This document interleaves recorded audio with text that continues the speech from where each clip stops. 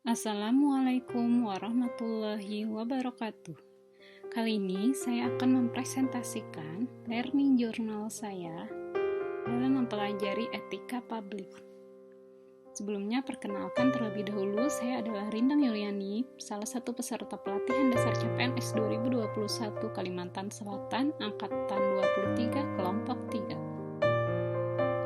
Dalam pembelajaran etika publik ini terdapat 8 poin utama.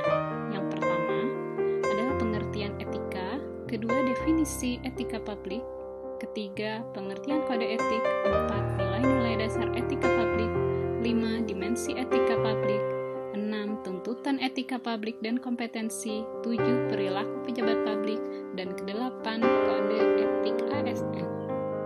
Yang pertama, kita masuk ke pengertian etika. Etika adalah hal yang harus dilakukan atau bagaimana cara melakukan sesuatu dengan baik dan benar. Sedangkan etika publik memiliki definisi, yaitu refleksi tentang standar atau norma yang menentukan perilaku, tindakan, dan keputusan untuk mengarahkan kebijakan publik dalam rangka menjalankan tanggung jawab pelayanan publik. Istilah lain yang juga perlu diketahui dalam pembelajaran ini adalah kode etik. Definisi kode etik adalah peraturan yang mengatur tingkah laku dalam suatu kelompok khusus. Sudut pandangnya hanya ditunjukkan pada hal-hal prinsip dalam bentuk ketentuan-ketentuan tertulis. Ada 15 nilai dasar etika publik yang tercantum dalam Undang-Undang ASN Pasal 4. Yang pertama, memegang teguh ideologi Pancasila. Yang kedua, setia dan mempertahankan Undang-Undang Dasar. Yang ketiga, mengabdi kepada negara dan rakyat Indonesia. Yang keempat, menjalankan tugas secara profesional dan tidak berpihak. Yang kelima, membuat keputusan berdasarkan prinsip keahlian. Yang keenam, menciptakan lingkungan kerja yang non-diskriminatif.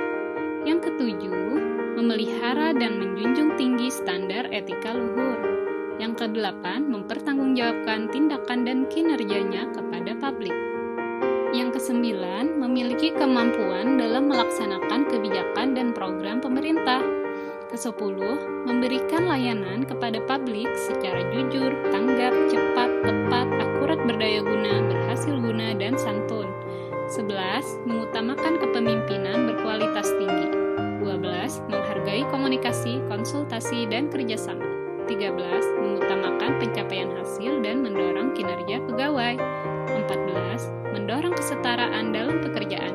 Dan yang terakhir adalah meningkatkan efektivitas sistem pemerintahan yang demokratis sebagai perangkat sistem karir. Ada 3 dimensi etika publik. Yang pertama, dimensi kualitas pelayanan publik. Kedua, dimensi tindakan integritas publik. Yang ketiga, dimensi modalitas. Masing-masing dimensi ini akan saya jelaskan sebagai berikut. Yang pertama, dimensi kualitas pelayanan publik. Moral dalam etika publik menuntut lebih dari kompetensi teknis, karena harus mampu mengidentifikasi masalah-masalah dan konsep etika yang khas dalam pelayanan publik. Yang kedua adalah dimensi tindakan integritas publik. Integritas publik adalah perilaku pejabat publik yang sesuai nilai, standar, dan aturan moral yang diterima masyarakat. Integritas publik juga merupakan niat baik seorang pejabat publik yang didukung oleh institusi sosial seperti hukum, aturan, kebiasaan, dan sistem pengawasan. Dimensi yang terakhir adalah dimensi modalitas.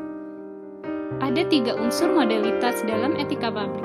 Yang pertama adalah akuntabilitas, yang kedua transparansi, dan yang ketiga adalah netralitas.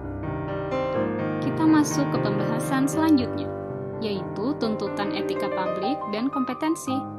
Tanpa kompetensi etika, pejabat cenderung menjadi tidak peka, tidak peduli, dan diskriminatif, terutama pada masyarakat kalangan bawah.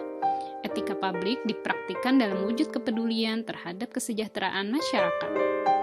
Selanjutnya, mengenai perilaku pejabat publik. Perilaku pejabat publik sekarang ini membutuhkan perubahan mindset, yaitu yang pertama adalah dari kekuasaan menjadi pelayanan.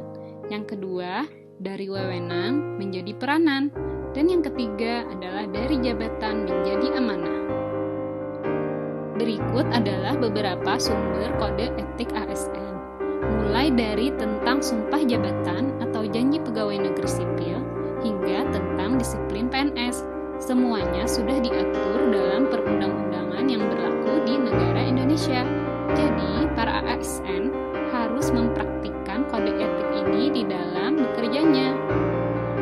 Kesimpulan yang dapat diambil dari pembelajaran etika publik ini yaitu dengan rumusan kode etik yang baik dan diikuti sebagai pedoman bertindak dan berperilaku, para pejabat akan melihat kedudukan mereka sebagai alat, bukan sebagai tujuan. Dan yang juga harus dicatat lagi, karena ini penting, adalah bahwa setiap ASN harus menghindari konflik kepentingan dalam melaksanakan tugasnya.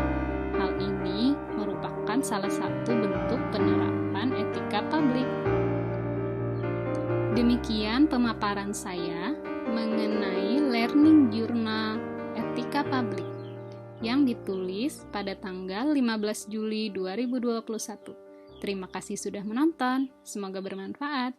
Bye!